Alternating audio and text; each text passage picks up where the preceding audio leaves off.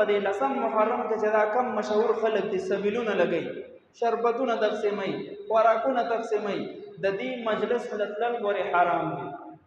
رسول الله صلی الله علیه وسلم فرمایلی دي من کثر سواد قوم حشر معهم، د چا په وجه چې د چا جماعت زیات شو د قیامت په ورځ به د هغوی سره حشر کېږي، هغوی سره به یو ځای راوباسي. نو دا به نه وی چې زه به یې لږ هسې وګورم چې دا دوی څه کوي، هسې به هم ولې نه ورته ستا په وجه د هغوی جماعت زیاتېږي، کثرت طرف ته ځي. فتنه ده، فتنه په مقدس مکه، او داسې فتنه ده چې زمون په موجودګۍ کې په پاکستان کې چې دا یو اسلامي ریاست دی، د اسلام په نوم باندې آزاد شوی دی، صحابه کرامو ته کنځل کوي. حضرت عائشہ رضی الله عنها ته نعوذ بالله د زناکارۍ نسبت کوي، حضرت ابوبکر صدیق، حضرت عمر، حضرت عثمان او نور صحابو ته د کفر نسبت کوي. دا چرته خیر خوا کې دی چې زمون مسلمان د ناپوهۍ په وجه بیا د دې مجلس لځي، د دې شربتونه څکي، د دې خوراک څښاک قبلول یا کو دغه قسم خلک تاسو ته یقیني پته ده چې دا شیعاګان دي او د دې د کور نه تعالی خوراک رالو، خصوصا په دغه ورځو کې خوړل جایز نه دي. د دې شربتونه څکل، د دې خوراکونه کول بالکل په دې ورځو کې جایز نه دي.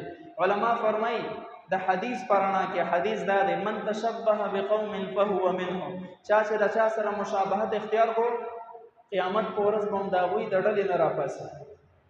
د دې روایت پرانا کې علما فرمایي دا تور لباس دا د دې شعار دی د شیعاګانو، په دې ورځو کې به تور لباس نه ځان ساتي. خوراک څښاک کې به د دې په دغه ورځ مشابهت نه اختیاري، په معمولاتو کې په اعمالو کې به د دې مشابهت نه اختیاري. دغه شان دا دوی چې په کوم ورځ باندې کم خوراکونه پخوي او تم اک شان پخوي تو سره شریکي. بدینا علاوه ورځ هم خوشته کنه خبر دې ورځ باندې بدې لسم ورځ باندې خلک قبرستان ته خصوصي طور سره ځي، په قبرونو باندې وباسي، شنه شنه صادرونه ځان سره وړي په قبرونو باندې اچي.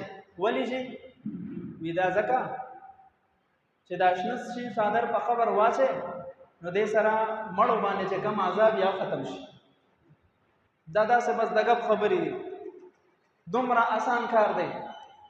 په قبر وبولې اچي ودا زکا چې حضرت حسین رضی الله عنه او دغه شان نور اهل بیت درې ورځې هغوی باندې اوبه بندې شوي وي، نو قبر باندې وباسه و د عقل دشمنه ستا دا قبر باندې اوبه اچولو ته هغوی ته څه خیر رسي؟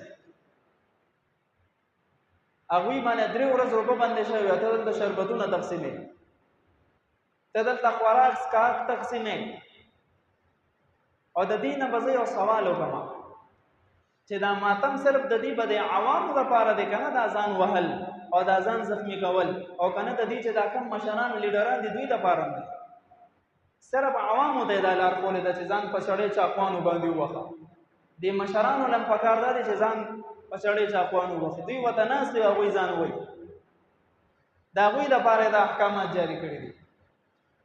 خدای تعالی په دنیا کې عذاب مسلط کړی دی.